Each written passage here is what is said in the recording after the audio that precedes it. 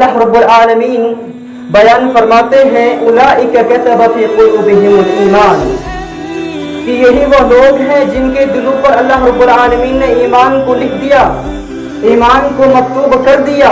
وَأَيَّدَهُمْ بِرُوحٍ مِّنْهُ، اور اللہ رب العالمین نے اپنی جانب سے روح قدس کے ساتھ ان کی تائید فرمائی۔ وَيُدْخِلُهُمْ جَنَّاتٍ تَجْرِي مِن تَحْتِهَا الْأَنْهَارُ خَالِدِينَ فِيهَا، اور اللہ رب العالمین انہیں ایسی جنتوں میں داخل فرمائے گا جن کے نیچے نہریں جاری ہے۔ اللہ رب العالمین ان سے راضی ہو گئے اور وہ اللہ رب العالمین سے راضی ہو گئے۔ اولئک حزب اللہ، یہی اللہ کی جماعت ہے۔ الا ان حزب اللہ هم المفلحون، بلا شبہ اللہ رب العالمین کی جماعت ہی کامیابی اور کامرانی پانے والی ہے۔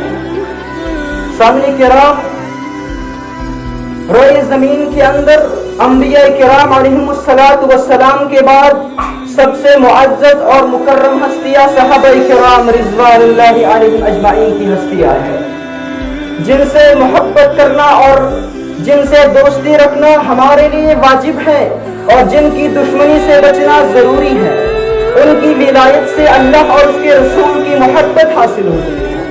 ان سے دشمنی رکھنا، ان سے بغض رکھنا نفاق کی علامت ہے، اور ان کے مقام و مرتبہ کے لیے، ان کی عزت، ان کی عظمت کے لیے یہی بات کافی تھی کہ اللہ رب العالمین نے انہیں اپنے محبوب پیغمبر محمد الرسول اللہ صلی اللہ علیہ وسلم کی صحبت کے لیے منتخب فرمایا تھا۔ اللہ رب العالمین نے ان عظیم ہستیوں کا تذکرہ، ان عظیم ہستیوں کی تعریف اپنی مقدس کتاب قرآن مجید کے اندر بیان کی، اور جناب محمد الرسول اللہ صلی اللہ علیہ وسلم نے اپنے محبوب جانثاروں کے فضائل میں بے شمار فرامین صادر فرما کر ان کی عظمت، ان کی شان کو وضح فرمایا۔ سامعین کرام، یہی وہ صحابہ کرام تھے جنہوں نے جناب محمد الرسول اللہ صلی اللہ علیہ وسلم کو اپنی آنکھوں سے دیکھا تھا، جن کے فرامین کو اپنے کانوں سے سنا تھا، جو وحی الہی کے سب سے پہلے مخاطب تھے، جنہوں نے رسول اکرم صلی اللہ علیہ وسلم کی ایک ایک حدیث، ایک ایک سنت کو یاد کر کے امت تک پہنچا دیا۔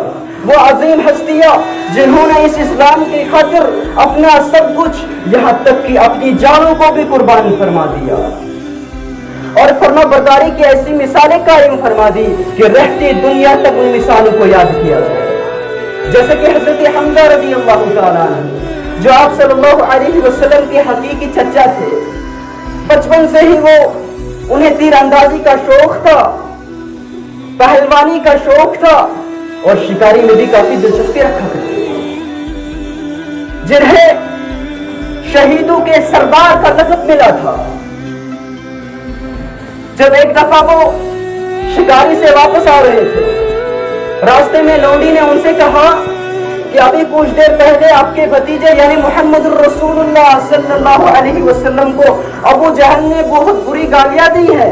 محمد الرسول اللہ صلی اللہ علیہ وسلم خانہ کعبہ کے اندر اپنا مذہب یعنی اسلام کی دعوت دے رہے تھے۔ ابو جہل آ کر انہوں نے محمد الرسول اللہ صلی اللہ علیہ وسلم کو بہت بری گالیاں دی اور ان کو بہت ستایا، اور وہ بغیر جواب دیے یہاں سے واپس لوٹ گئے۔ حضرت حمزہ رضی اللہ تعالیٰ عنہ تڑپ اٹھے، ان کا خون گھول اٹھا۔ اسی وقت خانہ کعبہ کی طرف رخ کر کے ابو جہل کے پاس پہنچ گئے اور اپنے ہاتھ میں ایک کمان اٹھا کر زور سے ابو جہل کے سر پہ ماری، وہ گر پڑے۔ بنو مخزوم کے کچھ قبیلے والے لوگ تھے، انہوں نے آ کر ان کی مدد کی اور حضرت حمزہ رضی اللہ عنہ سے کہا کہ شاید تم بھی بے دین ہو گیا ہو، یعنی تم نے بھی محمد الرسول اللہ کی دعوت کو قبول فرما لیا ہے۔ حضرت حمزہ رضی اللہ تعالیٰ عنہ نے جواب دیا، ہاں، جب میرے سامنے حقانیت واضح ہو گئی اور کوئی ایسی چیز نہیں جو اس سے پھیر سکتی ہو، میں نے کہہ دیا کہ اللہ کے علاوہ کوئی معبود برحق نہیں، اور محمد الرسول اللہ صلی اللہ علیہ وسلم اللہ کے رسول ہے اور سچے ہیں، اور اگر تم سچے ہو تو مجھے پھیر کر دکھاؤ۔ یہ اس وقت کا واقعہ ہے جب محمد الرسول اللہ صلی اللہ علیہ وسلم خانہ ارقم میں پناہ گزین تھے۔ مسلمانوں کی بہت ہی کم تعداد تھی، جب حضرت حمزہ رضی اللہ تعالیٰ عنہ نے اسلام قبول کیا، ان کے اندر ایک جذبہ پیدا ہو گیا، ایک خوشی پیدا ہو گئی، ایک قوت پیدا ہو گئی، کیونکہ حضرت حمزہ رضی اللہ تعالیٰ عنہ کی بہادری، ان کی شجاعت، ان کی طاقت کو مکہ والوں نے لوہا مانا تھا۔ ایک دفعہ اسلام قبول کرنے کے بعد حضرت عمر فاروق رضی اللہ تعالیٰ عنہ دربار نبی میں انہوں نے دستک دی۔ حضرت حمزہ رضی اللہ تعالیٰ عنہ اندر بیٹھے ہوئے تھے، جب انہوں نے دستک دی صحابہ کرام تشویش میں پڑ گئے، کیونکہ حضرت عمر رضی اللہ تعالیٰ عنہ شمشیر بکف تھے۔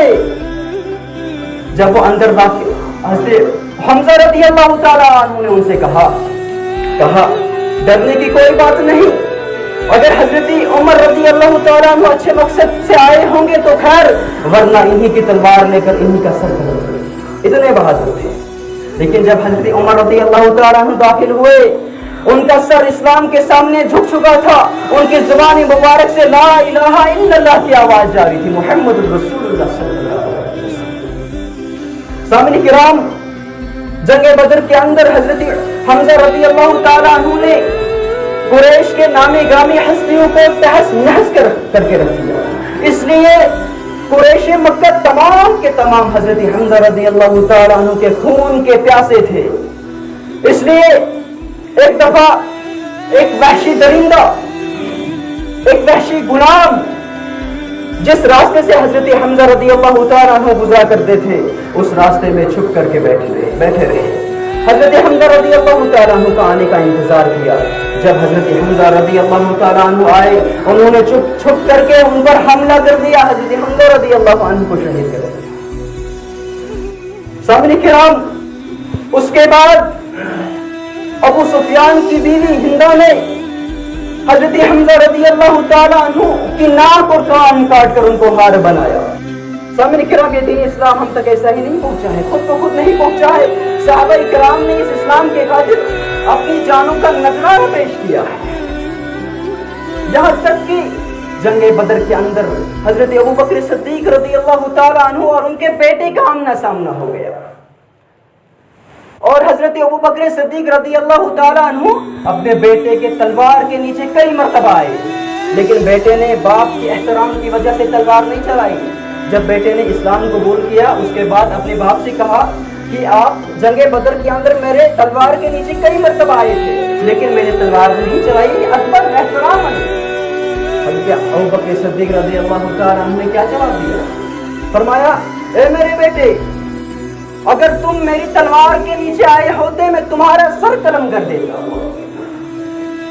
یہ تھی اسلام سے محبت، یہ تھی اللہ اور اس کے رسول سے محبت، یہ تھی اسلام پر مر مٹنے کا جذبہ۔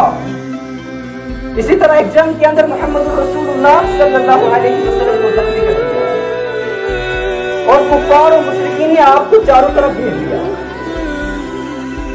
جب یہ حال آپ کے جانثار صحابہ کرام نے دیکھا، آپ کی حفاظت میں کود پڑے اس آگ کے میدان میں، اور آپ کے ارد گرد انہوں نے حلقہ بنا لیا، اور حضرت ابو دجانہ رضی اللہ تعالیٰ عنہ آپ کے سامنے ڈھال بن کر کھڑا ہو گئے، اور ایک تیر بھی محمد رسول اللہ صلی اللہ علیہ وسلم تک پہنچ رہے نہیں۔